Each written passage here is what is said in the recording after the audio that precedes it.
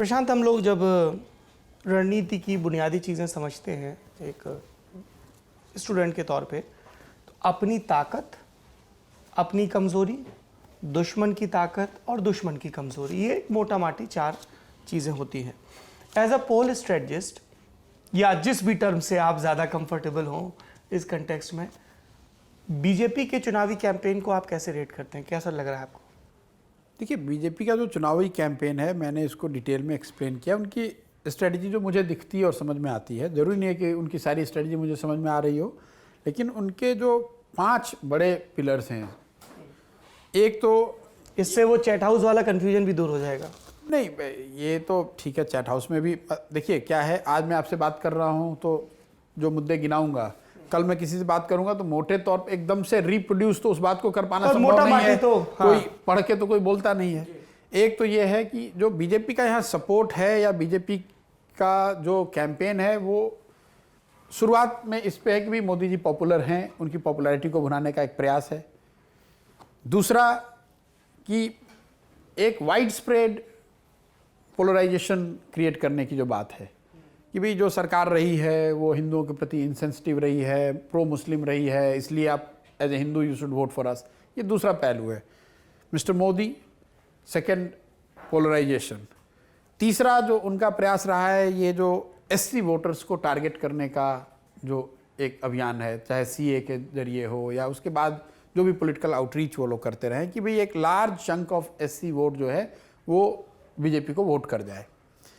चौथी जो बात है, हिंदी भाषी जो लोग हैं यहाँ पे, एक बड़ी संख्या में हिंदी भाषी लोग रहते हैं, 1 करोड़ से ज़्यादा लोग हैं, उसको भी बीजेपी अपना एक कोर टारगेट वोट जरूर मानती है कि ये लोग ऐसे हैं जो यूपी बिहार से आए हैं, जहाँ बीजेपी का संगठन बहुत मजबूत रहा है या बीजेपी की आइडियोलॉजी से, बीजेपी के तंत्र से उनका थोड़ा ज़्यादा सरोकार है, तो उनको भी वो अपना एक लो हैंगिंग फ्रूट एक तरह से मान सकते हैं।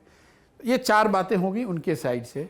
इसके अलावा 2 चीज़ बीजेपी ने जो कोशिश करी है कि एक create a large scale wide spread anger और I would say negativity around TMC and Mamata Banerjee कि भाई ये तोलाबाज हैं, ये चोर हैं, ये कट मनी लेते हैं, इनकी वजह से आपकी जीवन अच्छी नहीं हुई है, जो पॉलिटिकल पार्टीज करती हैं। इनको जय श्री राम से दिक्कत है, बेगम ममता, वो जो वो तो पोलराइजेशन का हिस्सा है। मैं कह रहा हूँ एक तृणमूल को और तृणमूल के लीडरशिप को डिस्क्रेडिट करना ताकि उनके खिलाफ एक वाइड स्प्रेड एंगर का माहौल बनाया जा सके। और लास्ट बात है कि भाई तृणमूल को तोड़ो, Trinamool as a political organisation should collapse. मुझे लगता है कि बीजेपी की स्ट्रेटजी इसके बाहर मुझे कुछ नहीं दिखती है। ये 5-6 जो मुद्दे हैं, इसी के इर्द गिर्द उनकी पूरी स्ट्रेटजी। आप जब पत्रकार भी एनालाइज करेंगे तो इससे बाहर कुछ नहीं होगा। अब इन 6 बात पे बीजेपी कुछ एक्सटेंड तक सक्सेसफुल रही है टू वेरिंग डिग्री। अब मैंने कहा अपने चैट हाउस में कि भाई मोदी जी बहुत पॉपुलर है, may be he is as popular as Mamata Banerjee in Bengal. तो ये कोई मुझे कहने की जरूरत नहीं, तो सर्वे आफ्टर सर्वे लोग बता रहे हैं।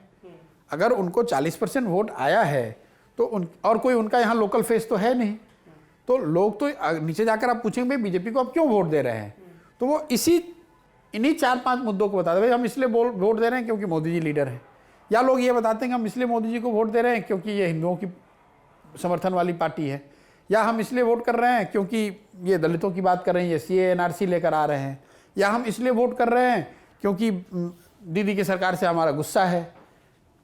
तो अगर आप देखेंगे, आप अगर जो 40% व्यक्ति यहाँ पर 35, 36, 37 जो भी एग्जैक्ट नंबर आप ले लीजिए, जो पॉपुलेशन बंगाल का बीजेपी के लिए वोट कर रहा है, वो घुमा फिरा के इन्हीं 5-6 मुद्दों की ही बात करेगा कि क्यों वोट देगा। और इसी बात को मैंने चैट हाउस में समझाने का प्रयास किया कि क्योंकि पत्रकार ये पूछ रहे हैं कि आप ये बताइए ये 40% लोग कौन है और क्यों वोट दे रहे हैं बीजेपी को।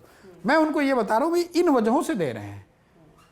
कुछ लोगों को मोदी पसंद है इसलिए दे रहे हैं, उसको इससे कोई मतलब नहीं है कि आपका कैडर है कि नहीं, कैंडिडेट है कि नहीं, बीजेपी ने अच्छा किया खराब किया, उसको मोदी को वोट देना इसलिए दे रहा है। कुछ लोग सिर्फ इसलिए दे रहे हैं कि भाई हम हिंदू हैं, हमको मोदी को वोट देना है, बीजेपी को वोट करना है। कुछ लोग सिर्फ इसलिए दे रहे हैं क्योंकि वो कह रहे हैं नहीं हमें ममता के खिलाफ गुस्सा है, इनको हटाना है। इन सब चीज़ों को आप जोड़ेंगे तभी तो उनको 40% वोट आ रहा है। और आ रहा है, ये फ्यूचर की बात मैं नहीं कर रहा हूँ, लोकसभा में जो उनको वोट आया वो तो आप एनालाइज करेंगे तो आपको दिखेगा कि भाई इन वजहों से लोगों ने इनको वोट किया।